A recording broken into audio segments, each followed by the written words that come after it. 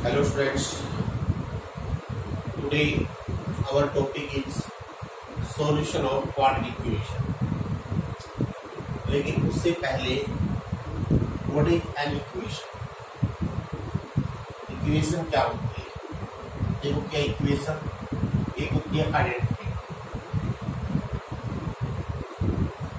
दोनों में क्या डिफरेंस है? देखिए इक्वेशन क्या होती है?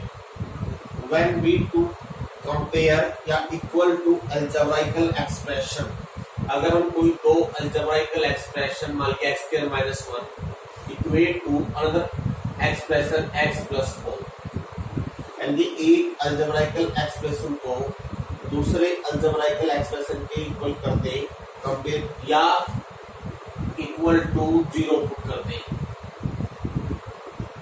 इसको बोलते हैं इक्वेशन। और इक्वेशन का मीनिंग क्या होता है?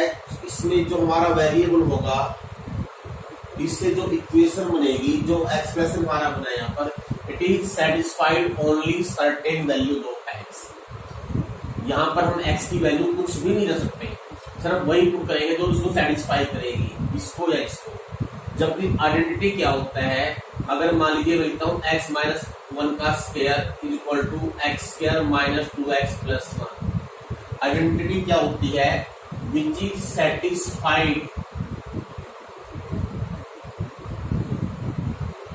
For all real values of X. यानी कि इसमें अगर हम एक्स की वैल्यू कुछ भी रखते रहें, ये हमेशा सेटिस्फाइड होगी। और जो कि इक्वेशन जो लिखी हुई है, it is satisfied only certain values of x. हर एक वैल्यू इसको सेटिस्फाइड नहीं करेगी, जबकि ये हर एक वैल्यू पे सेटिस्फाइड होगी। तो ये था हमारा difference between equation and identity. तो जनरल फॉर्म जो होती है इक्वेशन की, जनरल फॉर्म यानी a नोट x की पावर n, a1 x की पावर n माइनस 1 y। मान लीजिए वेरिएबल, अगर हम सिर्फ वन वेरिएबल लेते हैं तो a n minus 1 x plus a n, where a0, a1, a2, an they are constants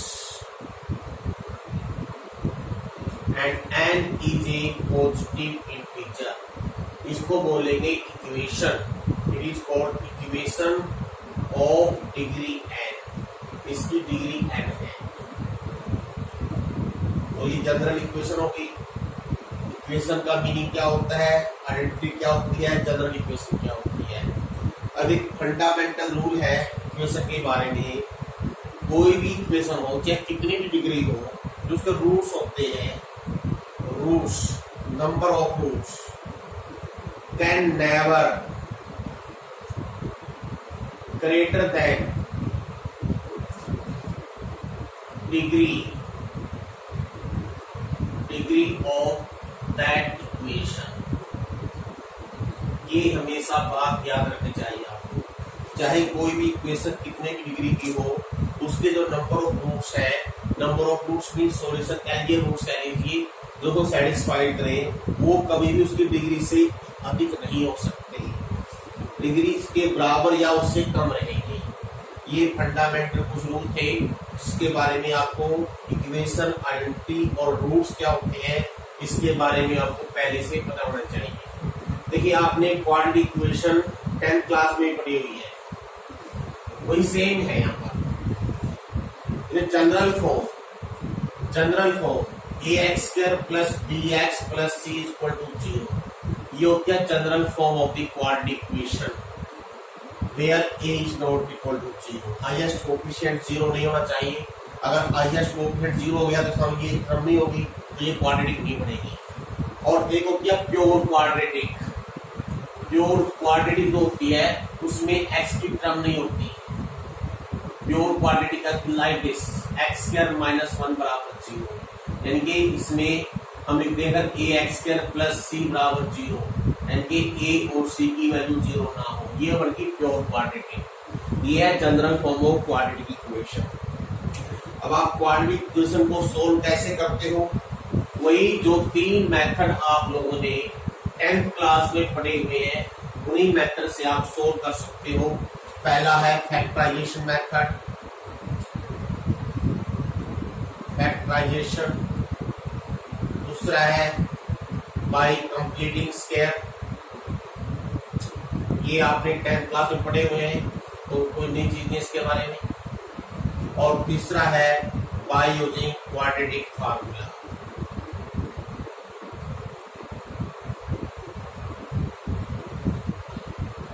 यहाँ पर हम सिर्फ नेचर ऑफ रूट्स की बात करेंगे। तीनों मेथड आपने 10वीं क्लास में पढ़े हुए हैं, इसको इसलिए हम उसको रिपीट नहीं करेंगे। हम जो नेचर ऑफ रूट्स है हम यहाँ पर उसके बारे में डिस्कस करेंगे। नेचर ऑफ रूट्स कैसे डिस्कस करेंगे? सबसे पहले हम डी निकालते हैं। डी फॉर डिस्क्रिमिनेंट,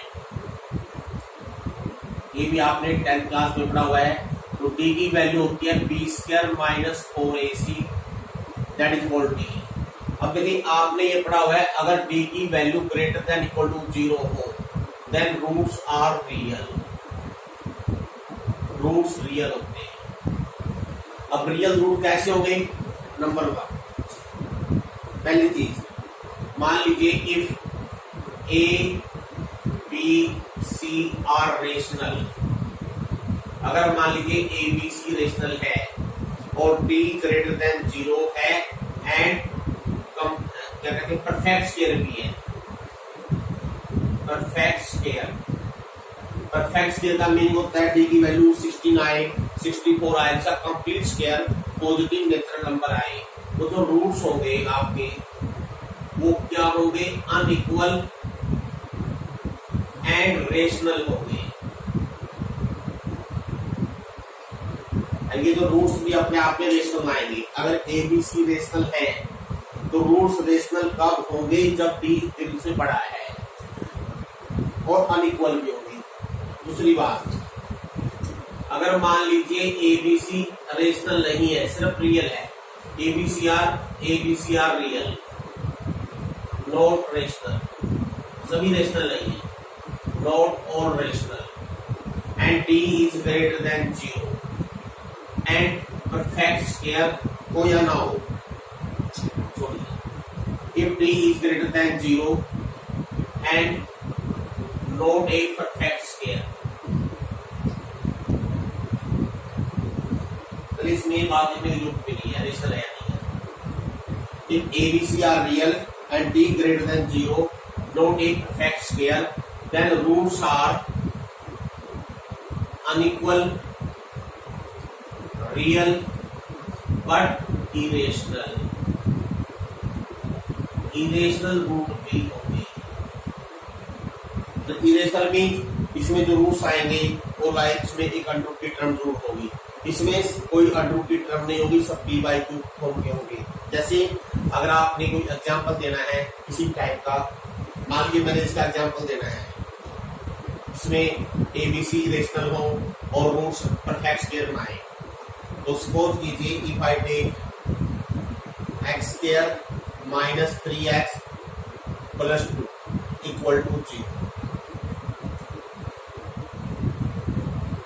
अगर आप इसका डी निकालोगे, हाँ तो डी क्या है इसका? B square minus 4ac, that is minus 3 का square minus 4 1 into C, that comes out to be 1। तो D equal to 1 greater than 0 और परफेक्ट स्क्वायर है। अगर आप इसके रूट्स निकालोगे वो रेशनल फॉर्म में आएंगे, A B C all are rational, तो रूट्स क्या आएंगे? x equal to minus 3 plus minus √3 upon 2a, that is 3 plus minus 1/2, तो 3 plus 1/2 and 1, 2 and 1 are rational. इसका मीनिंग अगर A B C coefficient rational है और डी परफेक्ट स्क्वायर आ जाए तो रूट्स रेशनल फॉर्म में आएंगे। अगर डी बाय चांस यहाँ परफेक्ट स्क्वायर नहीं होता, मान लीजिए फॉर एग्जांपल यहाँ टी की वैल्यू हम c1 ले लें, अब देखिए क्या आएंगे। अगर ये 1 हो जाए तो इसकी वैल्यू आ गई 5। अब टी का मान 5 आ गया है तो यहाँ 5 अगर रख देंगे हम √5 तो ये √5 हो गया। अब इस केस में जो रूट्स आएंगे वो क्या आएंगे, एक आएगा 3 प्लस √5/2, दूसरा आएगा 3 minus √5/2। Now see these roots are irrational. अगर ABC रियल है, कोफिशिएंट रियल है और D ग्रेटर देन 0 है लेकिन परफेक्ट स्क्वायर नहीं है, तो रूट्स हमेशा इरेशनल फॉर्म में आएंगे।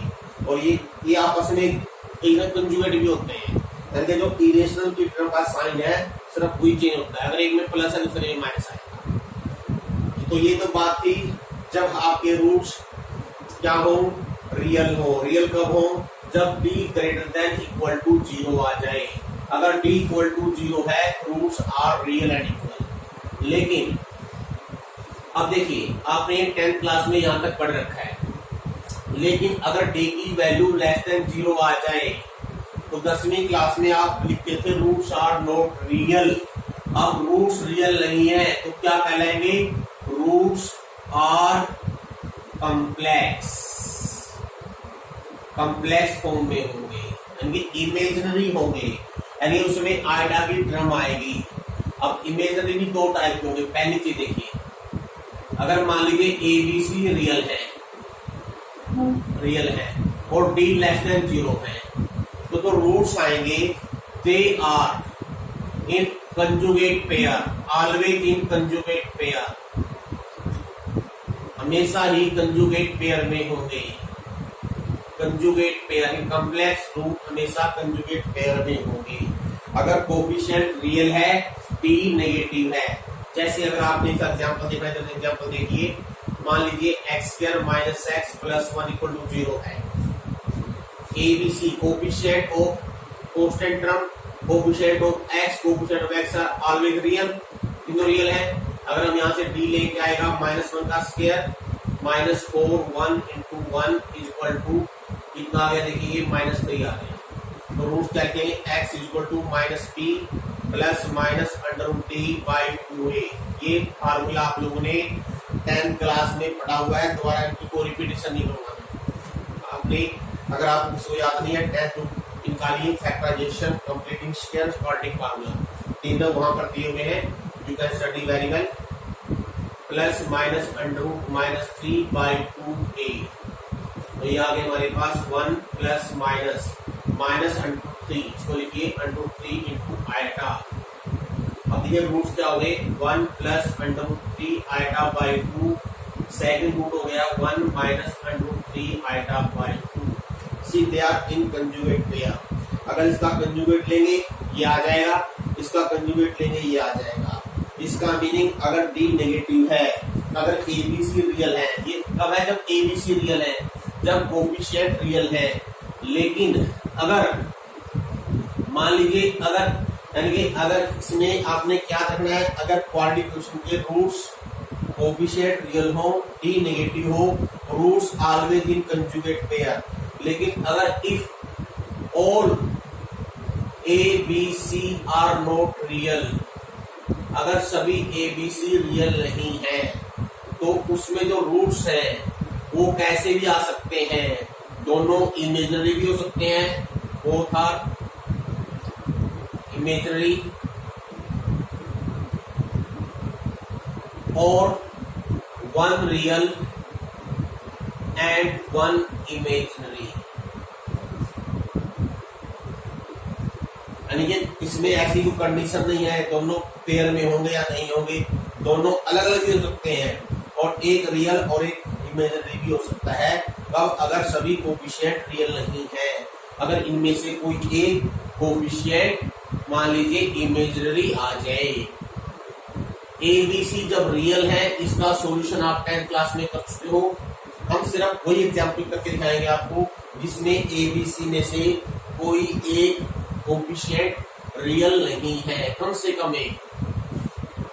अच्छा, एक बात तो देखिए, relation between roots and coefficient, ये भी आपने पहले से पढ़ी हुई है।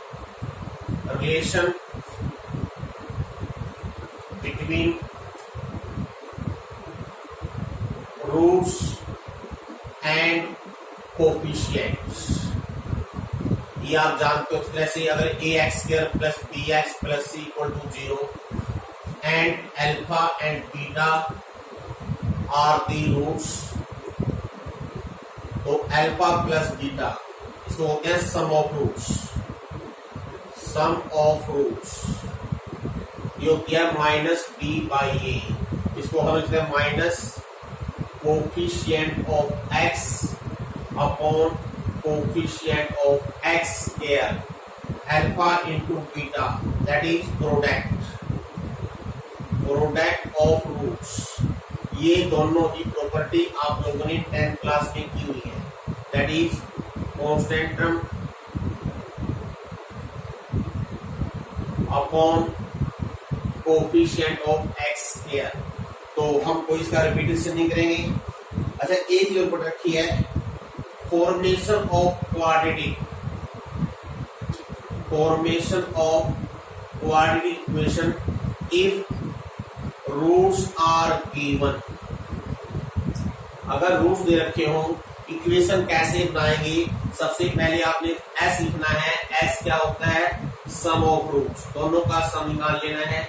और फिर पी लेंगे जो होता है प्रोडक्ट।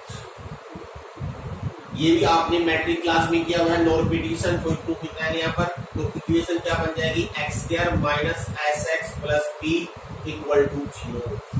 यानी कि अगर किसी क्वाड्रेटिक इक्वेशन के दोनों रूट्स दे रखे हो या सम या प्रोडक्ट दे रखा हो, तो इक्वेशन लिखोगे x square minus s x plus p equal to 0। यहाँ हम सिर्फ जो नई चीज है जो आपने नहीं पढ़ी है वो है जब कोफिशिएंट रियल ना हो।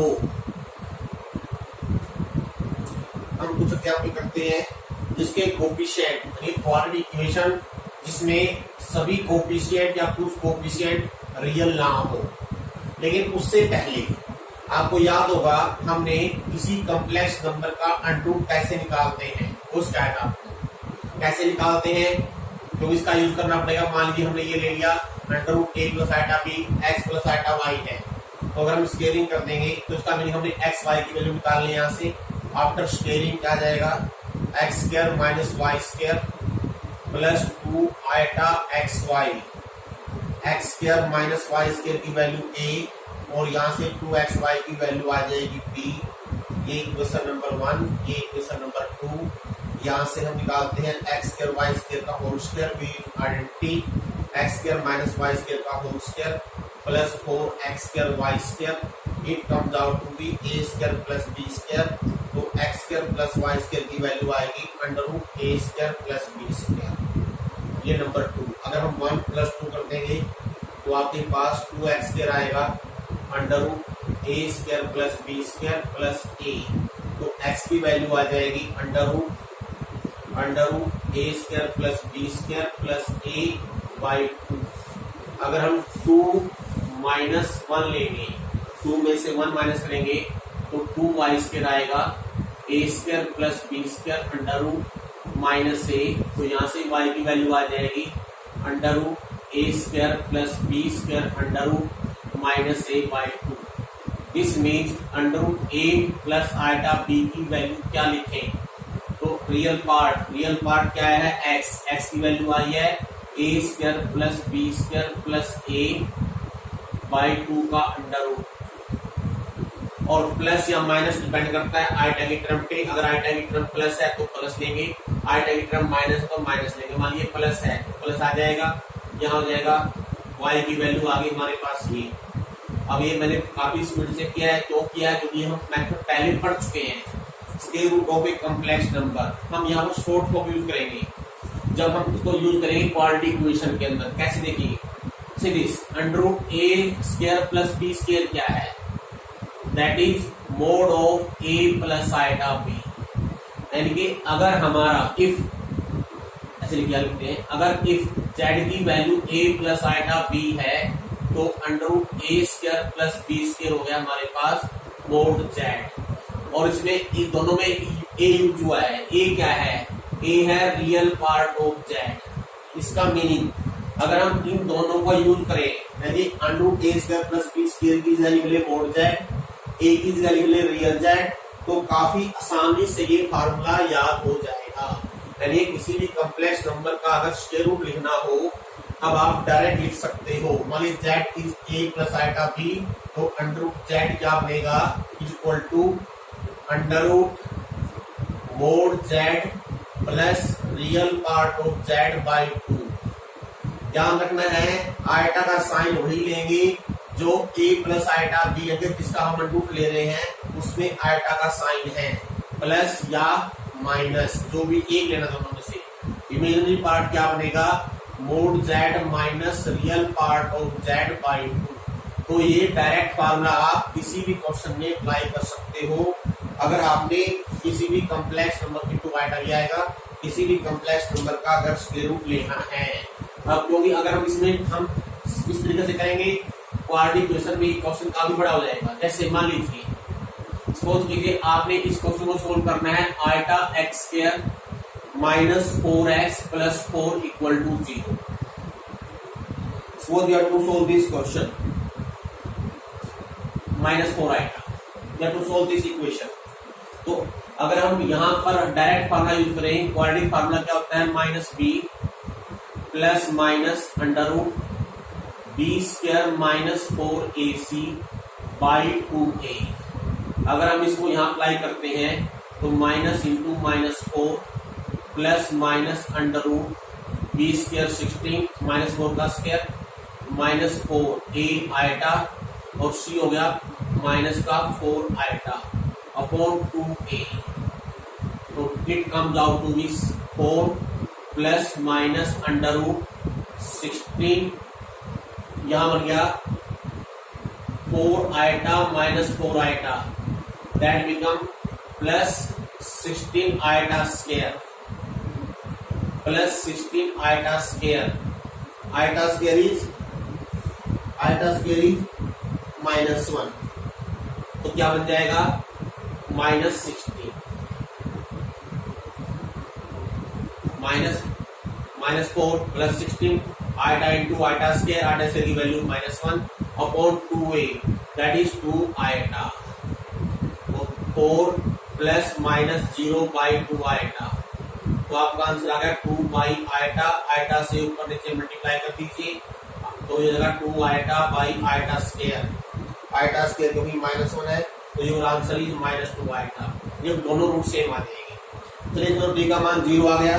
मान लीजिए हम एक क्वेश्चन लेते हैं डी का मान 0 नहीं आए, एक एग्जाम्पल देखिए, let us take this example that is your x square plus 1 minus 2 iota into x minus 2 iota equal to 0। अगर हम इसको सोल्व करते हैं, minus b 1 minus 2 iota plus minus under root b square 1 minus 2 iota का whole square minus 4a into c by 2a is equal to 1 minus 2 iota. अब इसको square को खोल लीजिए, ये जगह 1 plus 4 iota square minus 4 iota plus 8 iota upon 2 that is minus 1 minus 2 iota plus minus under root 1 जो होगा minus 4 minus 3 minus 4 iota plus 8 iota plus 4 iota by 2। अब देखिए इस कॉम्प्लेक्स नंबर का आपको स्क्वायर रूट लेना है, इसका minus 1 plus minus 3 plus 4 iota का।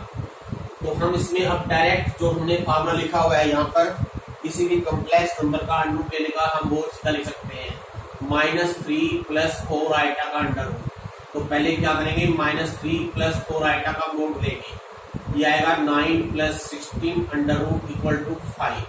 अब यह लगाइए formula, real part under root we use this method ऐसे यूज कर रहे हैं, mod z plus real part of z by 2। अब आइटा की टर्म प्लस है तो ये plus under root mod z minus real part of z by 2। अब इसको हम डायरेक्ट यूज करेंगे यहाँ पर। तो आपने अब ये वैल्यू पुट कर देनी है, जैसा कि मोड जेड हो गया 5, रियल पार्ट हो गया हमारे पास minus 3 by 2 under root plus 5 plus 3 हो जाएगा क्योंकि रियल पार्ट माइनस का है, तो ये आपका आ जाएगा 1 प्लस 5 प्लस 3 इंटू आइटा भी आएगा यहाँ पर, ये इमेजिनरी पार्ट है। 5 प्लस 3 बाई 2 4 बाई 2 ये 4/2 आइटा आ जाएगा। तो इसका मीनिंग इसका अंडर रूट आ गया 1 प्लस 2 आइटा। अब आप ये वैल्यू यहाँ पर डायरेक्ट दीजिए 1 minus 2 iota plus minus 1 plus 2 iota upon 2। अब जब प्लस साइन लोगे आप, जब प्लस लोगे माइनस 1 प्लस 1 कट गया, minus minus plus 2 iota plus 2 iota 4 iota by 2 iota आएगा। और जब माइनस लोगे बीच में से तो minus 1 minus 2 plus 2 iota cut जाएगा, माइनस 2 बाई माइनस 1 दिया आंसर। यानी कि इस इक्वेशन के जो रूट्स आए हैं, एक रियल आया है दूसरा इमेजिनरी आया है, एक रियल दूसरा इमेजिनरी, याद रखिए तभी आ सकता है जब सभी कोएफिशिएंट रियल नहीं है। इनमें से अगर कम से कम एक भी कोएफिशिएंट इमेजिनरी है तो एक रूट रियल और दूसरा इमेजिनरी आ सकता है। लेकिन अगर तीनों कोएफिशिएंट रियल हैं तो या तो दोनों रूट्स रियल आएंगे या दोनों रूट्स कॉम्प्लेक्स में आएंगे, और कॉम्प्लेक्स में आएंगे तो वो आमतौर पर कंजुगेट पेयर में ही आएंगे। तो ये हमने एक एग्जांपल लेके दिखाया आपको बाय यूजिंग क्वाड्रेटिक फार्मूला। अब एक एग्जांपल हम करके दिखाएंगे आपको, अगर आपने फैक्टर बनाने पड़ जाए। मान लीजिए क्वेश्चन है x square minus 3√3 iota x minus 6 equal to 0। तो क्वेश्चन है solve this equation by factorization method. Factorization method वही है जो 10th क्लास में पढ़ा हुआ है, बस कोएफिशिएंट इसके इमेजिनरी हो गए।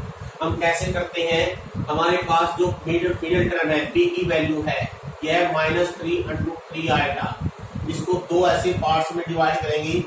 ये जो b है, अगर ये इक्वेशन हमारे पास हो ax² plus bx plus c equal to 0, तो b को हम क्या लिखते हैं b1 प्लस या माइनस b2, जिससे ac और b1 b2 उनका प्रोडक्ट बराबर हो जाए।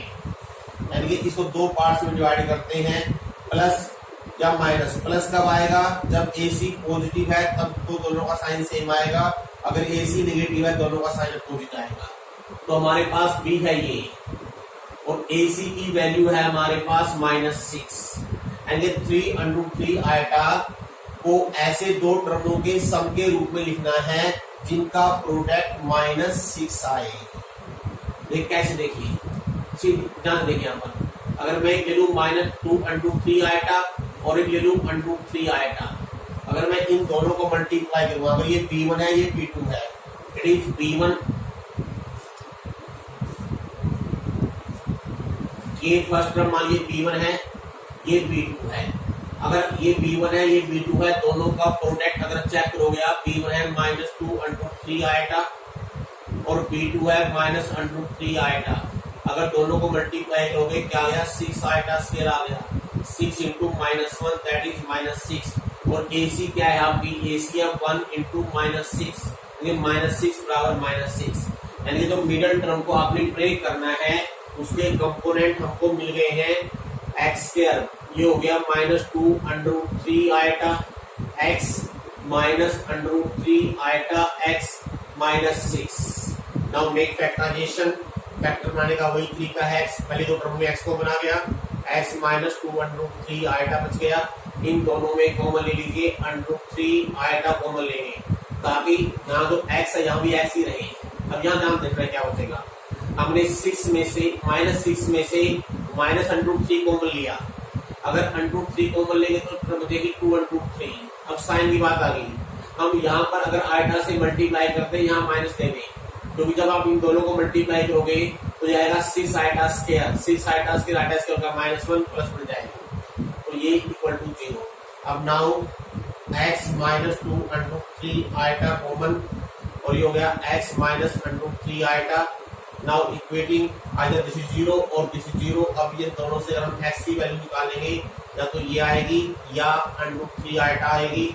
Now these are the roots of the given quadratic equation. ये हमने एक क्वेश्चन किया है फैक्टराइजेशन मेथड से। अब इसके साथ आपने जो ये चैप्टर है जो सिलेबस पॉइंट ऑफ व्यू से 5.6 तक पूरा गया है, 5.5 मैंने छोड़ दिया है क्योंकि 10 वीक पे बेस है। 10th की एडिटीज आपने खुद करनी है।